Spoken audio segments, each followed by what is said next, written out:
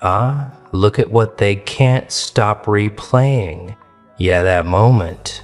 The one they thought would pass quietly, the one they assumed would dissolve into nothing like all the other times you were expected to stay in your place. The one where the room was supposed to move on without resistance, without interruption, without friction. You were meant to remain the unspoken name, the convenient silence, the easy omission. But something happened, didn't it? Something shifted. Something snapped into place so cleanly, so decisively, so completely out of alignment with their expectations that it sent a shock through the entire structure they thought they controlled.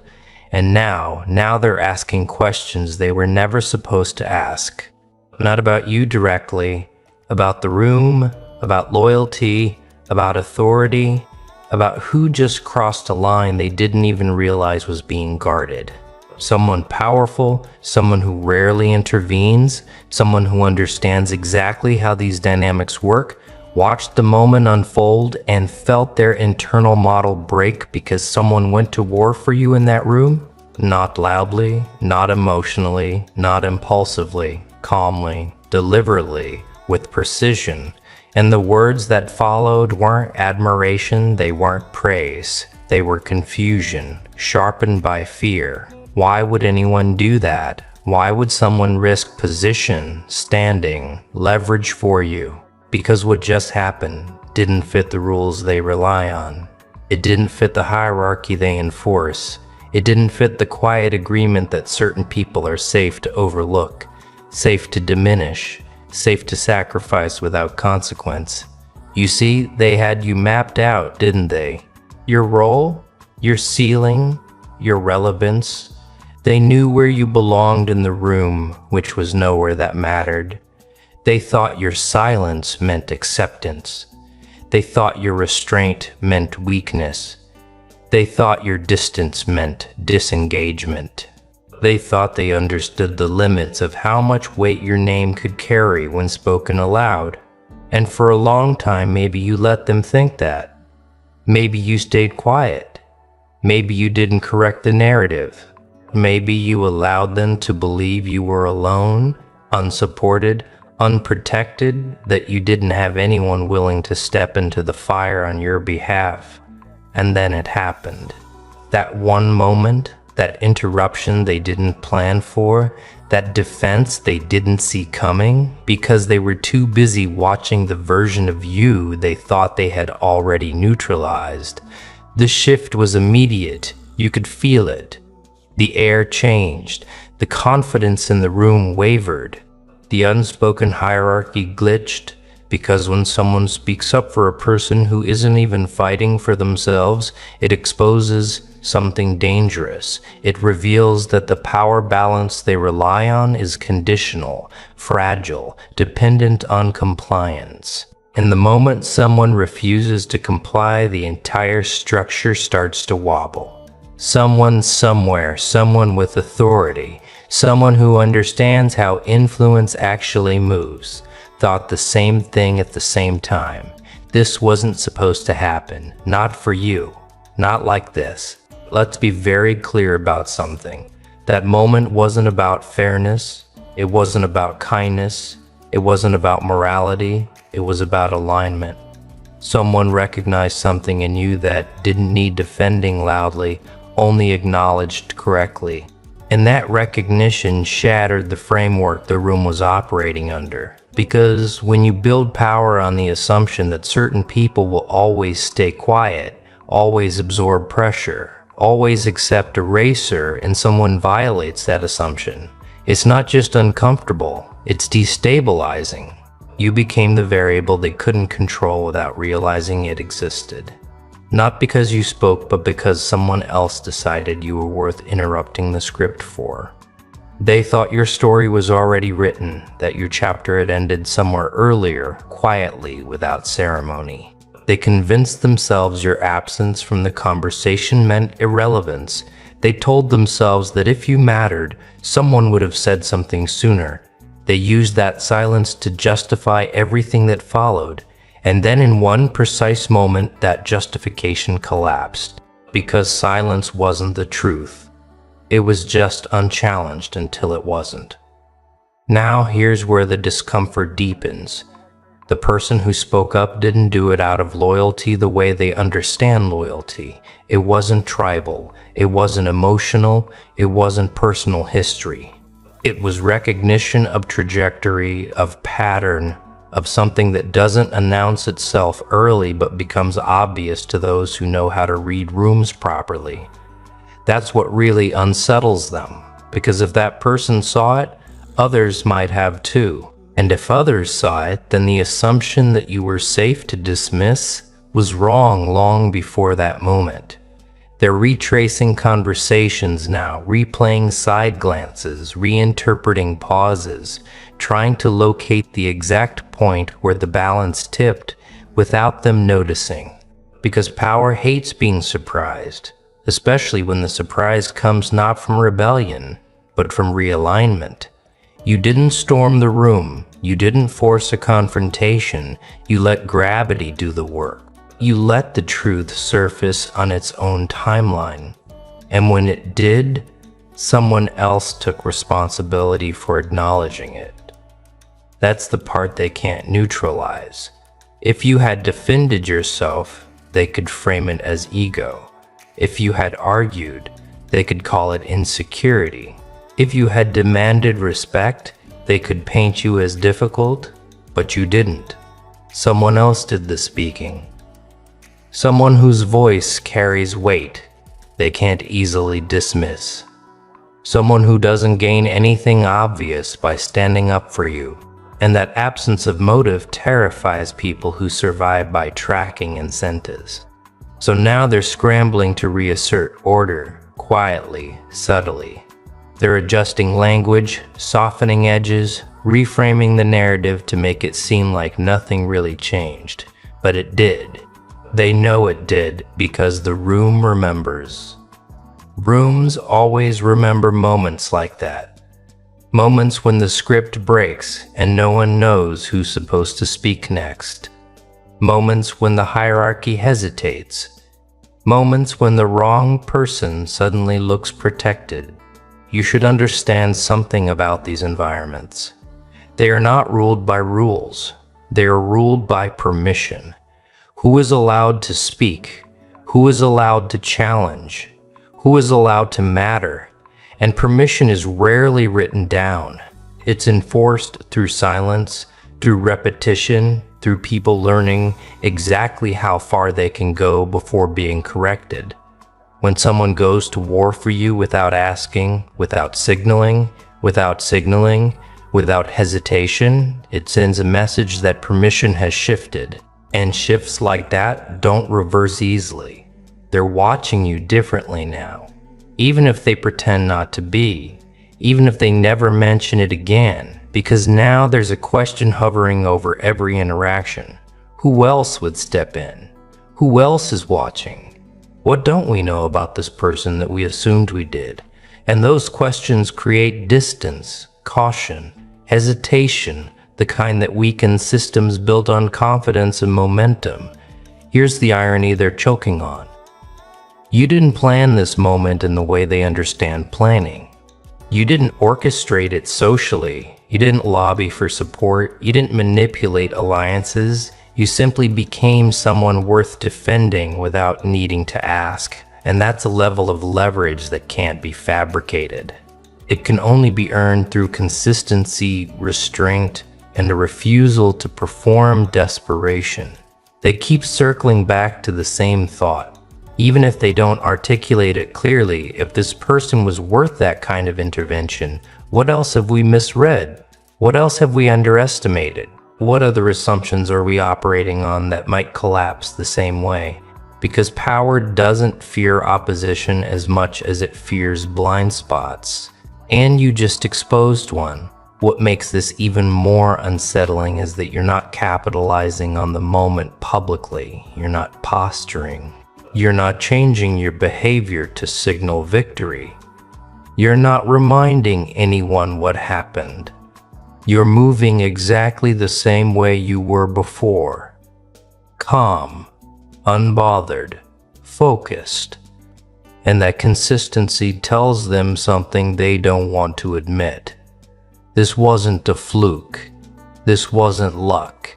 This wasn't a one-off. This was alignment finally becoming visible. They're realizing now that your restraint wasn't submission. It was selectivity. That your silence wasn't absence. It was observation. That your patience wasn't weakness. It was timing. You didn't need to speak in that room because the moment required someone else's voice, and that tells them you're operating on a level where outcomes don't depend on constant assertion, they depend on positioning. Now, here's where the unease turns into something sharper. They can't confront you about it without exposing themselves. They can't ask why someone defended you without revealing that they believed you didn't deserve it. They can't challenge the shift without drawing attention to the instability it exposed. So they sit with it, they adjust around it, they carry it forward into future decisions in subtle ways. And every adjustment is an admission that the balance of power has changed. You should know this too. When someone goes to war for you in a room like that, it's never just about the past. It's about the future. It's about trajectories colliding. It's about recognizing who will matter later and choosing sides before it becomes obvious to everyone else. Someone made that choice, quietly, publicly enough to be felt, and now the clock is ticking on a reality they can't stop from unfolding. Because moments like that don't fade, they echo. They influence how names are spoken, how opportunities are framed, how risks are calculated. You didn't walk out of that room elevated in title. You walked out recalibrated in perception. And perception is where real power lives. They wanted you small, contained, predictable. They wanted you grateful for scraps of acknowledgement. They wanted you dependent on their approval. And now they're forced to contend with the fact that you don't need any of that, that your position doesn't hinge on their consensus, that your relevance doesn't require their permission.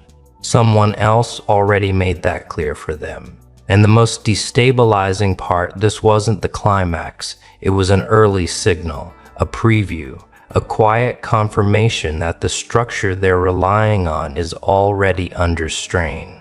Because when one person is willing to step forward, others start reconsidering their silence. When one rule is broken without consequence, the rest start looking optional. And when one person is recognized as worth protecting, the story around them begins to change whether anyone wants it to or not. They're not saying it out loud yet, but they're thinking it. That moment wasn't the end of something.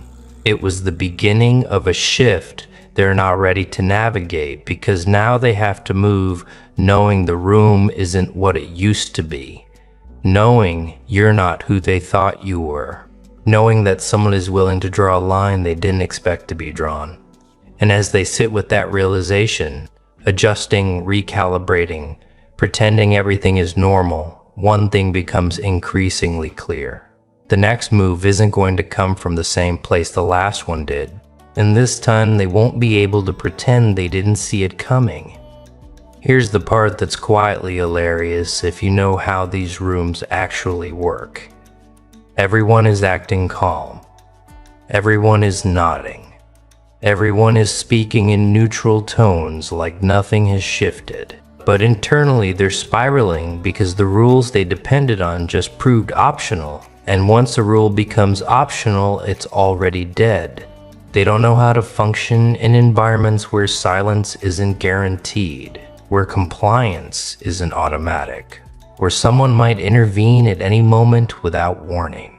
They built their confidence on predictability, and predictability just walked out the door with that one sentence spoken on your behalf. Now they're trying to locate the source of the disruption. Not you.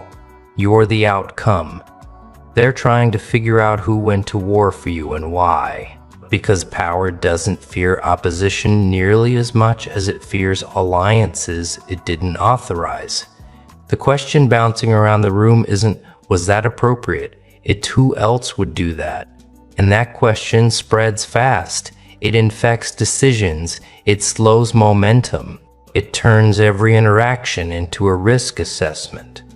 Suddenly, people are choosing words more carefully, watching reactions, testing boundaries with half steps instead of full strides.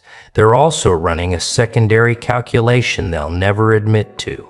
If someone was willing to step in like that, what does it say about you that they missed?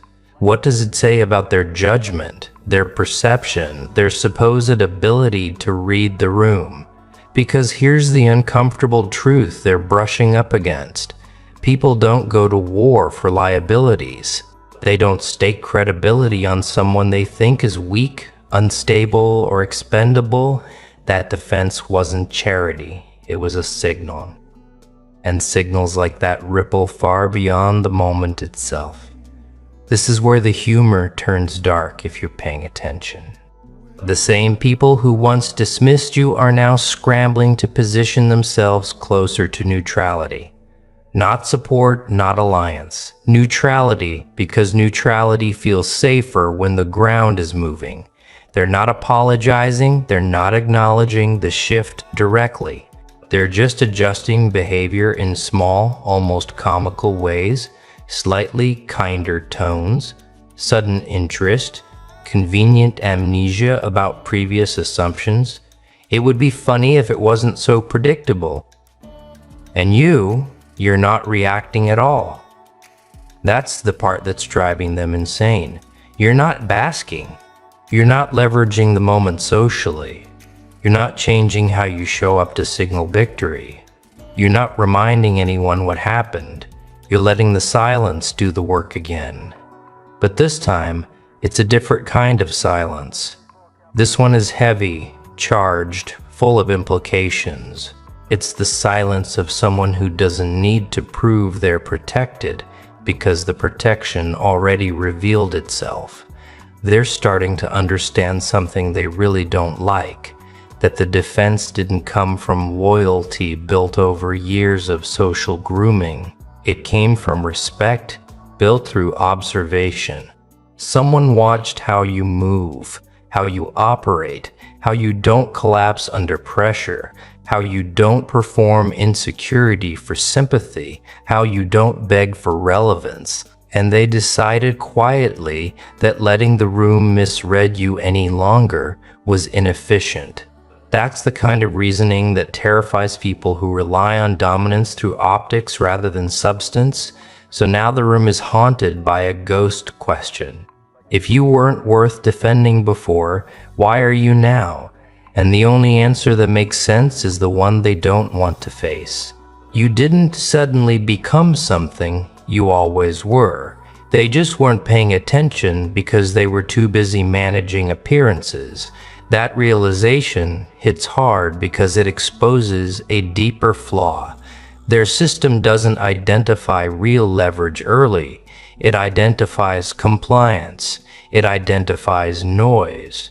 It identifies people who perform importance loudly enough to be seen. You didn't do that. You let time do its thing. You let patterns reveal themselves. You let results accumulate quietly. And when the moment came, someone else recognized the value before the room could erase it again.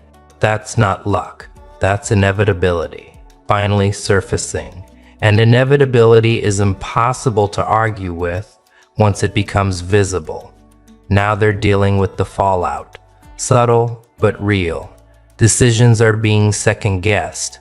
Conversations are being revisited. People are wondering who's watching them the way that person watched you. Because if you slipped past their radar, who else might be doing the same? The room has lost its sense of omniscience, and that loss creates paranoia disguised as professionalism. There's also something else happening beneath the surface, something even more destabilizing. The defense wasn't emotional, it wasn't dramatic, it was clean, almost boring. And boring disruptions are the worst kind. They don't give you something obvious to fight. You can't accuse it of bias or overreaction. You can't dismiss it as theatrics. It just sits there undeniable, like a data point that refuses to go away. And every time someone tries to move forward as if nothing happened, it's there in the background, quietly contradicting the old narrative. They're realizing now that the power dynamic didn't glitch because of you.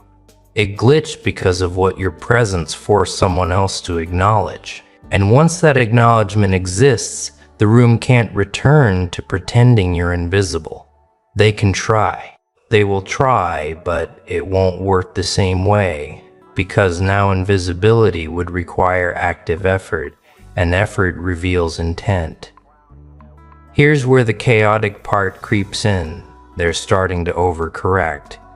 People who never noticed you before are suddenly hyper-aware. People who never spoke to you are suddenly polite. People who once dismissed your ideas are suddenly curious. It's awkward, transparent, almost embarrassing, like watching a system try to patch itself in real time while pretending nothing broke. And the more they try to smooth it over, the more obvious the fracture becomes. You can feel the room stretching now, can't you? Trying to accommodate a reality it wasn't designed for, trying to hold you in a category that no longer fits. You're not the problem they managed. You're not the variable they minimized. You're something else now, in their perception. A risk, a wild card, a reminder that their control was never as absolute as they believed, and that realization doesn't inspire confidence, it inspires caution. What really rattles them is that the person who spoke up didn't need to explain themselves. They didn't justify their stance, they didn't soften the impact. They said what needed to be said and let it land. That kind of authority doesn't argue. It declares, and declarations shift gravity whether people like it or not.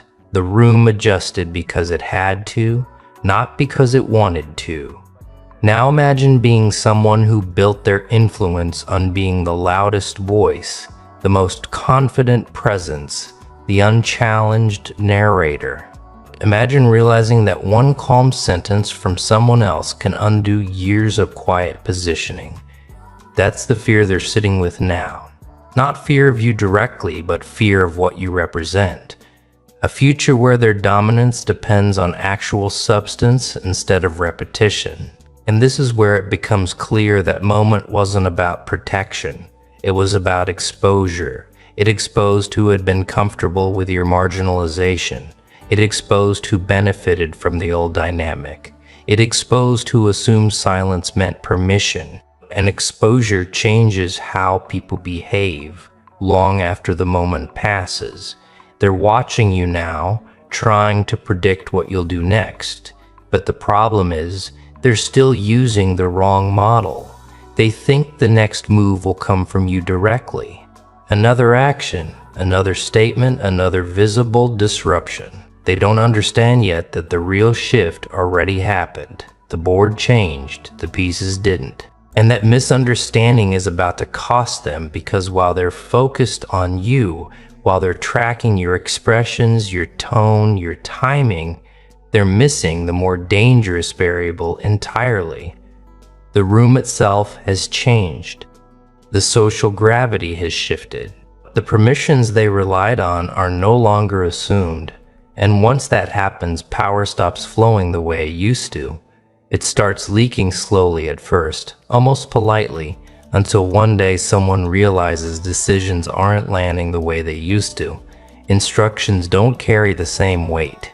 Assumptions don't close conversations anymore. That's when panic sets in. Because panic is what happens when authority discovers it needs consent. Here's the part they don't want to acknowledge. The person who went to war for you didn't just speak once and disappear back into neutrality. They altered how everyone else is now allowed to think. They created a precedent, and precedent is lethal to fragile hierarchies, because precedent gives other people ideas. It whispers that intervention is possible, that silence is optional, that you don't always have to wait your turn if the turn was never meant to come. That whisper spreads faster than any announcement ever could. Now the room is full of people pretending they don't hear it while secretly wondering if they should act on it next time. And that internal debate is corrosive. It slows everything down. It creates hesitation where there used to be certainty. And certainty was the only thing holding the structure together.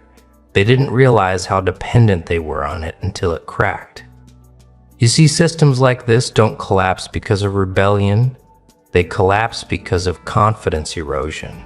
Because once people see that authority can be challenged cleanly and survive, they start reassessing their own limits. They start noticing where they've been shrinking unnecessarily. They start asking why certain lines existed in the first place. And those questions don't stay theoretical. They show up in meetings, in decisions, in moments where someone pauses instead of complying instantly. That pause is where power goes to die. They're also realizing something else, something deeply uncomfortable. That defense wasn't reactive. It wasn't emotional. It was anticipatory. It came from someone who could see where things were headed and decided to intervene before the damage became obvious to everyone else.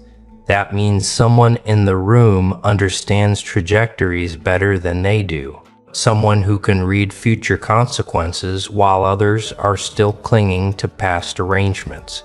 And that realization is quietly devastating because now the question isn't just, why did they defend you? It's what do they see coming that we don't? And once that question exists, trust and leadership fractures. Not publicly, internally, in the places that matter. People start hedging, preparing contingencies, keeping options open. The room becomes a collection of individuals protecting themselves instead of a unified structure enforcing order. That's when things really start slipping. And all of this is happening while you remain almost offensively calm. You're not escalating, you're not exploiting the moment, you're not acting like someone who just gained leverage. You're acting like someone who always knew this was inevitable. And that demeanor reframes the entire event. It suggests that the defense wasn't a surprise to you either, that it was simply timing aligning with reality.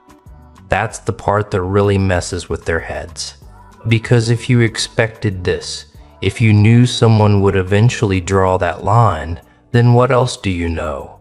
What else are you prepared for? What else is already in motion that they haven't clocked yet? Power hates uncertainty, and you've become a walking source of it without doing anything overt, just by existing differently, just by refusing to react the way they're used to. Now the humor turns even darker. They're trying to restore balance using the same tools that just failed them. More meetings, more alignment conversations, more vague statements about collaboration and shared values. All of it feels hollow now because everyone remembers the moment when those values were ignored until someone decided they weren't optional anymore. The words don't land. They can't. The spell is broken. Pair's throat. They're also quietly monitoring the person who spoke up for you, watching their interactions, analyzing their tone, trying to determine whether that moment was a one-time anomaly or the start of a pattern. Because if it's a pattern, then the power map needs to be redrawn. And redrawing maps means admitting the old ones were wrong. People built careers on those maps. Egos, identities, entire self-concepts. That's not something they're eager to confront. So instead, they stall. They observe. They delay decisions. They hope momentum will return on its own. But momentum doesn't return after a moment like that. It either transforms or it collapses.